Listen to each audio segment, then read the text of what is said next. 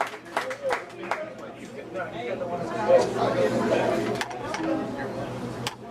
you, thank you, thank you. I don't know why you make me go first, but I appreciate that. Thank you.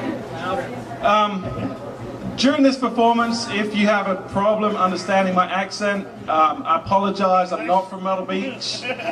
I'm from Conway. No, I'm kidding. I'm from Maine. I've known Eric for quite some time.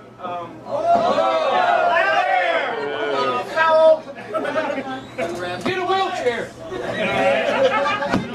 This is my first time on stage, in case you hadn't noticed. And I did feel a little, I felt a little awkward, and I really think the only thing that would make me feel more awkward was sitting on stage in a wheelchair, so it could be worse. I've known Eric for quite some time. He actually used to be one of my clients when he worked at Brandon Advertising, but we're going through this kind of merger right now, and it's kind of awkward, but now I'm going to be his boss. And it really pisses him off because, you know, for a couple of reasons. One, I'm about 10 years younger than him. I'm sure that pisses him off. The other reason, I can walk. He's got you there. I have to say that I do feel somewhat responsible for his condition. People think it was an accident, but I'll tell you the real reason that he's in a wheelchair.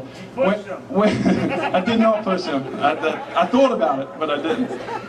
The real reason is when I found out he was going to be working for me, he was coming from an advertising agency moving towards a more technical position, and I said, you really need to think more logically. You need to think more like a scientist. And to be fair, I probably shouldn't have said a specific scientist, but I said, Eric, you need to be more like Stephen Hawking. He took the wrong meaning of that and kind of went for the appearance. And Let me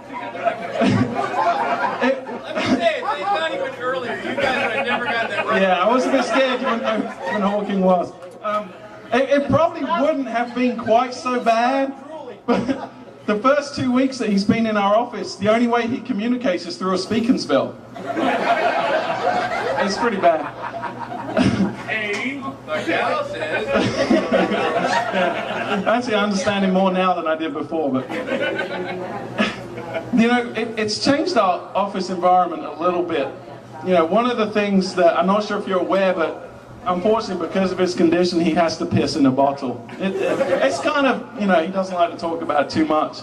But, you know, I've known him for a while, I felt pretty close to him, and he asked me on the first day there, he said, dude, I can't piss on my own, I need some help. I need to piss in a bottle, can you hold it for me?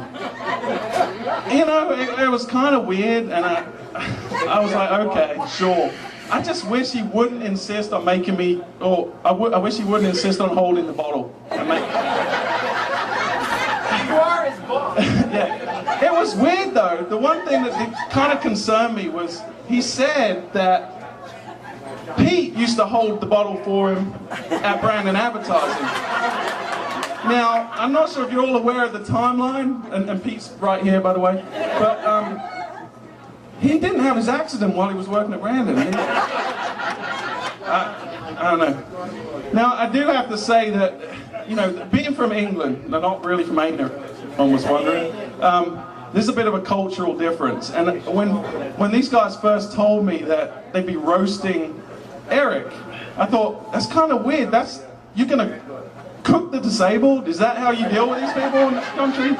And I'll be honest, when I first got here, I ate a couple of plates of the food over there before I turned around and I saw Eric was actually here, but I was thinking up until that point he was quite delicious.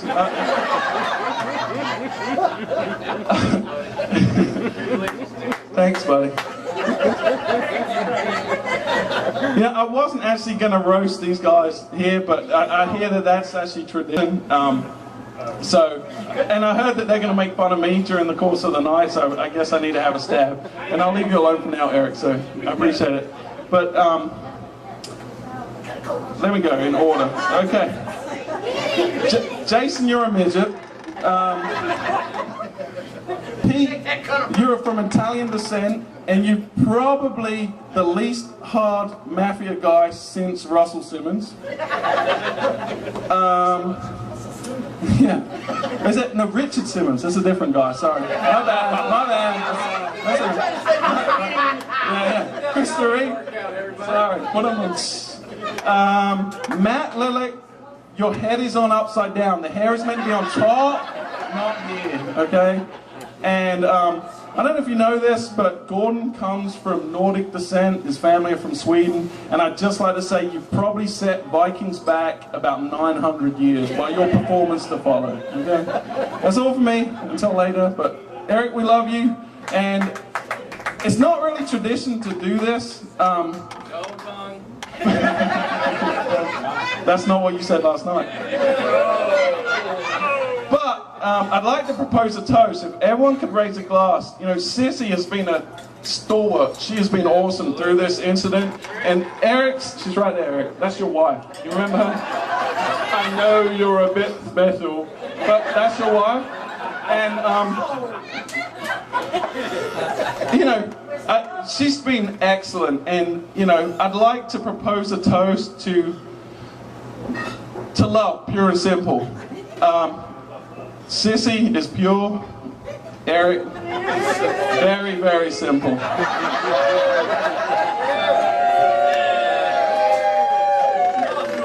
I wish I had my beard.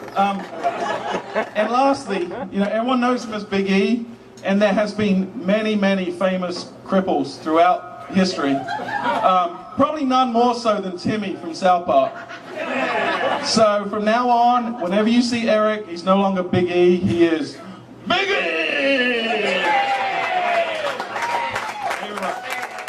Lords of the underworld. Let's give it up for the English guy.